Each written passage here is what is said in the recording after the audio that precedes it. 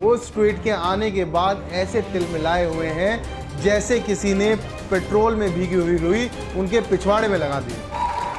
जय हिंद के साथ अपनी बात शुरू करता हूं।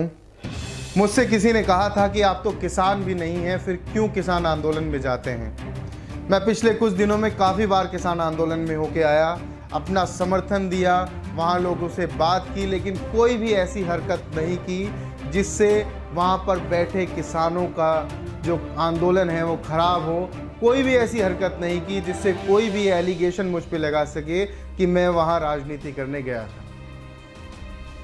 लेकिन फिर भी कुछ लोगों ने कहा कि आप किसान नहीं हैं, आप किसान आंदोलन में आए ही क्यों।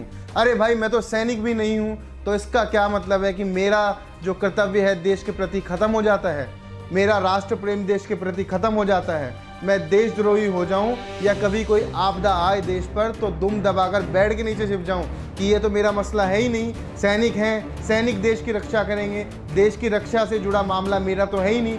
अरे मैं एक नागरिक तो हूँ। जब विद्यार्थी आंदोलन कर रहे थे, जब विद्यार्थियों पर लाठियां बरसाई गई और कुछ लोग उनके प्रोटेस्ट में गए, तब उनसे कहा गया आप तो विद्यार्थी नहीं हैं, फिर आप यहाँ क्यों आए हैं। जब CAA-NRC में बहुत सारे लोग सड़कों पर बैठकर 6 महीने तक आंदोलन कर रहे थे, कुछ लोगों ने उनके समर्थन में कहा, तो कहा गया आप मुसलमान थोड़ी हैं, आप क्यों इनके समर्थन में आए हैं। तो मतलब ये है कि अगर आप मुसलमान हो तब मुसलमान के बारे में बोलें, आप विद्यार्थी हो तब विद्यार्थी के बारे में बोलें, आप किसान हो तब किसान के बारे में बोलें, आप सैनिक हो तब सैनिक के बारे में बोलें, और आप महिला हो तभी आप महिला का दर्द समझे और उसके बारे में बोलें।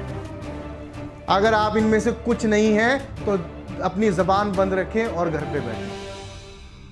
आप इस बात की क्रोनोलॉजी समझिए, क्यों मैं हर बार आपको चिल्ला चिल्लाकर एक ही बात कहना चाहता हूं कि ये सरकार जो है वो हमें बांट देना चाहती है। किसान नहीं है तो किसान के साथ ना खड़े हों, मुसलमान नहीं है तो मुसलमान के साथ ना खड़े हों, विद्यार्थी नहीं है तो विद्यार्थी के साथ ना खड़े हों, महिला नहीं है तो महिला के साथ ना खड़े हों।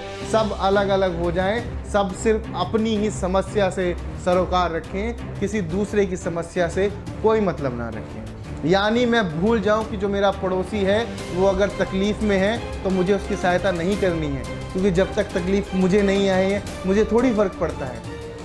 और जब ये मुसीबत आप पर आएगी तब वो भी यही सोच लेगा, क्योंकि अकेली लकड़ी को हमेशा तोड़ दिया जाता है और उसको तोड़ना आसान भी होता है, लेकिन वहीं जब एक लकड़ी का गट्ठर होता है तो उसको तोड़ना उतना ही मुश्किल होता है। और सरकार इस बात को अच्छी तरीके से जानती है कि अगर सभी लोग एक साथ हो गए तो उनको तोड़ना उतना ही मुश्किल होगा।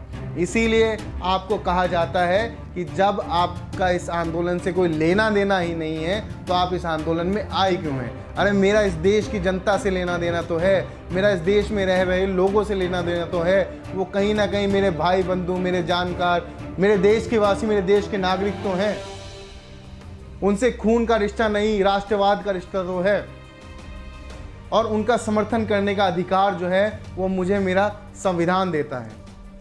आज सुबह जब मैं उठा तो उठते ही एक ट्वीट मेरे सामने आया, वो था अमेरिका की मशहूर सिंगर रिहाना का। और क्योंकि मैं थोड़ा जल्दी उठ जाता हूं तो उठने के बाद ही मैंने देखा कि वो भयंकर तरीके से वो ट्वीट सोशल मीडिया पर वायरल है, और बहुत सारे सो कॉल्ड राष्ट्रवादी लोग उस ट्वीट के आने के बाद ऐसे तिलमिलाए हुए हैं जैसे किसी ने पेट्रोल में भीगी हुई रुई उनके पिछवाड़े में लगा दी।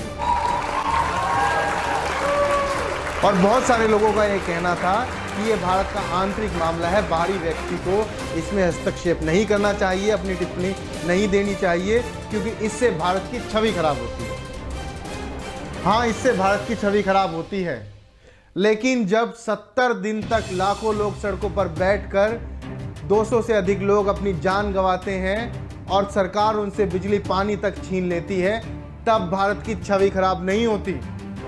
जब अपने ही देश के नागरिकों को रोकने के लिए सड़क में गड्ढे करके सरिया और कीले लगाई जाती है, बैरिकेडिंग की जाती है, तैनाती की जाती है, और दुनिया उन तस्वीरों को देखती है, तब भारत की कोई छवि खराब नहीं होती।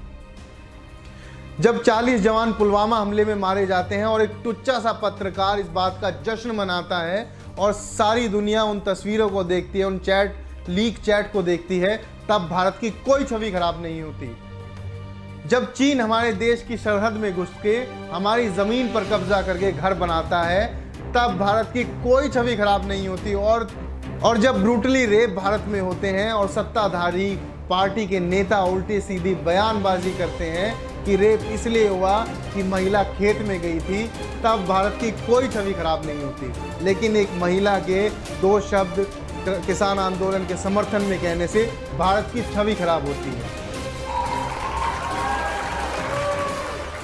और मैं पूछना चाहता हूं, ये बैरिकेडिंग आपने किसके लिए की है?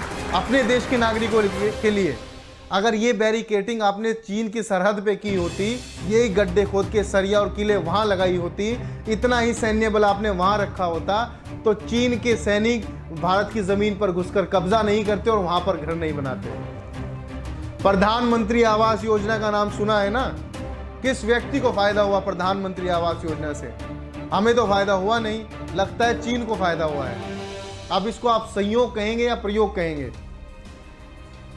कि प्रधानमंत्री आवास योजना के अंतर्गत कोई दूसरा देश ही भारत में फायदा ले जाता है और अपने देश के लोग जैसे के तैसे हैं और बद से बदतर होते जा रहे हैं। और किन लोगों के लिए बैरिकेडिंग की है आपने? किन लोगों के लिए?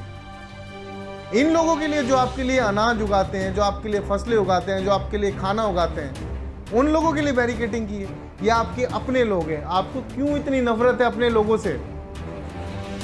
क्या ये भारत की छवि खराब नहीं करता कि जब इतने सारे लोग इकट्ठे होकर प्रधानमंत्री से बात करना चाहते हैं और प्रधानमंत्री केवल अपने मन की बात कहकर निकल जाते हैं, लोग लाखों लोगों के मन की बात नहीं सुनते, तो क्या इससे भारत की छवि खराब नहीं होती?